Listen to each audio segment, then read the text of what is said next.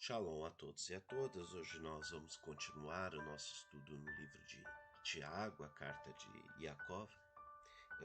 Vamos ver alguns exemplos daqueles que permaneceram firmes e venceram as tribulações. O primeiro exemplo é o nosso pai Abraão, e ele é mencionado primeira vez em Gênesis 11.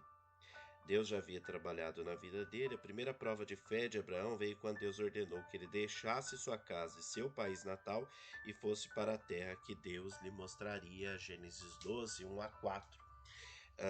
Abraão aprendeu a confiar em Deus dia após dia, à luz do que as palavras do Eterno estavam no coração dele. Uma das palavras-chave do livro de Gênesis é andar. Exemplos: Enoque, Noé, Abraão, Isaac, Jacó andaram com Deus e Deus os abençoou.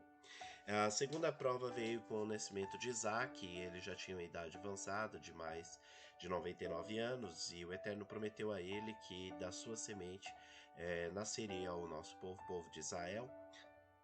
E Sara já era muito velha e tinha cessado o costume das mulheres, ou seja, ela já tinha passado a menopausa, e Deus prometeu que uma nação surgiria a partir dos descendentes de Isaac. Deus prometeu essa nação a herança na terra. Deus prometeu levantar o Redentor nessa nação, que salvaria todos os que tivessem a fé de Abraão, libertando-os da maldição do pecado. E Yeshua. A aprovação extrema foi quando Deus pediu a Abraão para sacrificar Isaac, né? Depois de ter feito todas essas promessas, o nascimento do filho, Deus pôs a Abraão à prova, dizendo-lhe: Abraão, e ele respondeu: Eis-me aqui. Deus disse: Toma o teu filho, seu único filho Isaque, que você ama, e vá para a região de Moriá, sacrifique-o ali como holocausto nos montes que lhe indicarei. Gênesis 22, 1 a 2. Isaque era filho de Abraão e Sara e foi nascido por meio de um milagre. Não naturalmente, mas sobrenaturalmente. Deus colocou Isaque de único filho de Abraão porque todas as grandes promessas de Deus deveriam pertencer a esse filho.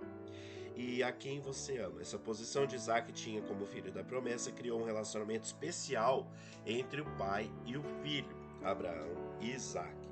Então todas as promessas de Deus eram centralizadas em Isaque, e Deus pediu que oferecesse seu único filho como sacrifício queimado ao Eterno. Abraão não expressou qualquer consternação com essas exigências do Eterno.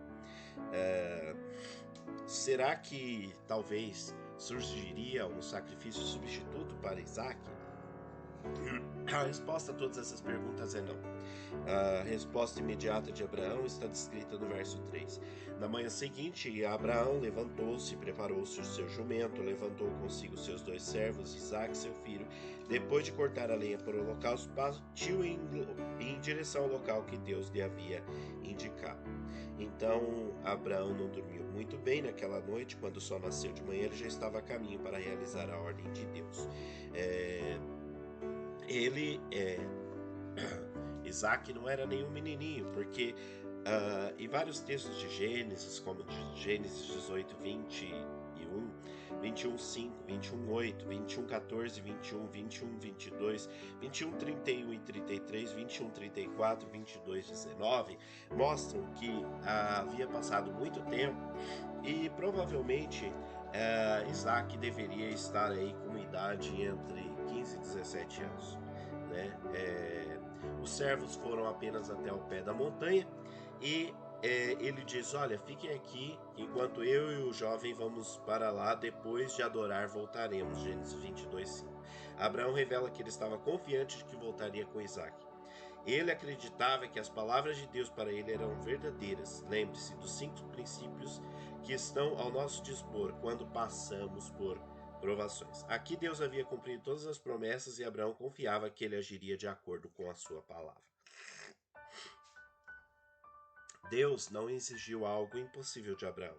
Ninguém mais naquele dia havia desfrutado de tamanhas revelações e iluminação vindas de Deus, e a intensidade da aprovação que ele fora chamado para suportar estava em proporção direta com as bênçãos recebidas, né?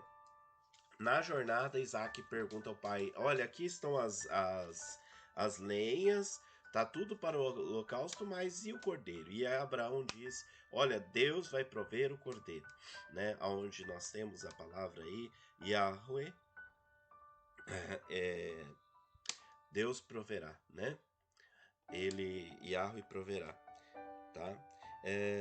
Aqui nós vemos que Abraão é como uma pessoa que estivesse assistindo o final da história já, um filme. E ele já sabe que Deus podia até mesmo restaurá-lo da morte, né? Ressuscitar Isaac. Não por causa de alguma coisa, mas por causa da sua fé. Deus interviria antes que Isaac morresse, né? E então Abraão, ele era um homem de fé. Na epístola de Hebreus, Abraão, ele estava passando no coração de Abraão, foram seus pensamentos durante sua aprovação. O capítulo 11 de Hebreus apresenta uma lista enorme de pessoas de fé, como os versículos 8 a 18, focando em Abraão. Abraão partiu para uma terra da promessa, embora não soubesse para onde estava indo, Hebreus 11, 8, em completa fé em Deus. Em Hebreus 11, 6, lemos que sem fé é impossível agradar a Deus, porque Deus exige uma obediência que é baseada na fé nele e em sua palavra, uma fé que obedece independentemente do que vemos ou sentimos, Hebreus 11, 1. Sem dúvida, Abraão via a realidade física ao seu redor, mas seus olhos da fé observavam algo melhor, a realidade das promessas de Deus. Embora estivesse sentado em sua tenda, ele era capaz de olhar com os olhos do Espírito para a cidade que Deus estava construindo, na qual ele, Abraão, habitaria. Hebreus 11:3. Enquanto Abraão subia o monte Moriá, ele meditava na promessa de Deus que havia ali feito por meio de Isaac, sua descendência será considerada. Hebreus 11:18. E pensava o que Deus quer dizer com isso. Ele entendeu que Deus era poderoso até para ressuscitar Isaac dentre os mortos. Hebreus 11:19. As provações pelas quais Deus nos faz passar testam nossa fé. Temos que tomar uma decisão a cada vez. Se vamos voltar as nossas costas para a palavra de Deus ou crer no eterno. Abraão escolheu a fé porque ele confiou na palavra de Deus. Ele recebeu a bênção completa que pertence àqueles que venceram as tentações. Abraão passou pela prova, saiu vitorioso e tornou-se um símbolo, pai dos crentes. Todos os crentes agora são chamados filhos de Abraão. Gálatas 3, 7 a 9. A lição de Abraão para nós. O que Abraão aprendeu sobre Deus através das tribulações e o que nós aprendemos. Primeiro, Abraão aprendeu a paciência e a confiança em Deus. Devemos amar a Deus mais do que qualquer outra coisa em nossa vida, mais do que nossas posses e até mais do que nossas famílias. A obediência à palavra de Deus deve ser nossa mais alta prioridade. 4. Como Criador do Universo, Deus tem o direito de fazer como lhe apraz em nossa vida e na vida daquele que nós amamos. As provações pelas quais Deus nos faz passar nos fazem levar a sério suas promessas e a sua palavra escrita nas Escrituras. Deus é fiel à sua palavra e cumprirá as suas promessas. Aos olhos do nosso coração deve se concentrar nas coisas do alto onde Deus habita e não nas coisas temporais dessa terra decadente. Mateus 6, 25 a 33, Colossenses 3, 1 a 2, Romanos 5, 1 a 5, Hebreus 10, 34 e 12, 2. As tribulações nos fazem examinar a nossa fé. Elas nos purificam e purificam nossa maneira de viver. 1 Pedro 6, 6 a 9. Quando somos vitoriosos nas provações pelas quais Deus nos faz passar, Ele nos abençoa. Gênesis 22, 16 ao 18. O amor de Abraão para com Deus aumentou. Ele aprendeu o que Deus estava preparando para fazer por ele. Abraão ficou conhecendo um novo lado de Deus. Deus sabia de antemão como a fé de Abraão era forte. O propósito dessa provação não era provar nada para Deus, era para o próprio bem de Abraão. Assim como Abraão, Deus também nos permite passar por tribulações, porque elas fortalecem a nossa fé e a nossa confiança nele. É assim que Ele constrói nosso caráter e nos prepara para o próximo passo no serviço que Ele deseja que nós lhe prestemos. As provações nos ajudam a mudar, a nos tornarmos mais como nosso Yeshua HaMashiach, nosso Senhor Yeshua, e nos tornarmos o homem perfeito. Tiago 3:2, Efésios 4:13, Colossenses 1:28. Observando as tribulações pelas quais Abraão passou, nos tornamos conscientes de que ele também precisava agir de acordo com todos os princípios necessários para que suportasse até o fim, que são estes 5 princípios que eu quero que você guarde, por isso será sempre repetido. Devemos nos alegrar sempre. Abacuque 3:16-19. Devemos nos esforçar para conhecer a palavra de Deus e entender a sua vontade. Devemos nos submeter a Deus e aprender a ter paciência. Devemos querer acreditar. Devemos amar Yeshua HaMashiach, o Senhor Yeshua. Este é o princípio mais poderoso de todos. No caso de Abraão, ele teve que amar o Salvador.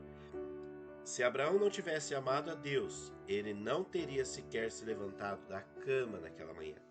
O amor de Deus para conosco nos compensa por todos os detalhes que nos são desconhecidos durante a provação. O amor de Deus nos dá paz ao coração e a confiança de que o Eterno preparará o próximo passo e que este passo será seguro. 1 Coríntios 10:13. O amor de Deus por nós preenche o vazio gerado por perdas, necessidades ou medo. O amor de Deus nos capacita a permanecer firmes nos outros 4 princípios. Salmo 23 e 119. Abraão não passou por todas as provações de sua vida de maneira tão vitoriosa. Se ele tivesse, por exemplo, adotado esses 5 princípios para a prova no caso de Agar, sua vida e a nossa teria sido muito diferente. Não deixe de curtir, compartilhar, deixar sua dúvida, seu comentário abaixo, seu pedido de oração, se inscrever no canal e ativar o sininho das notificações. Shalom, shalom.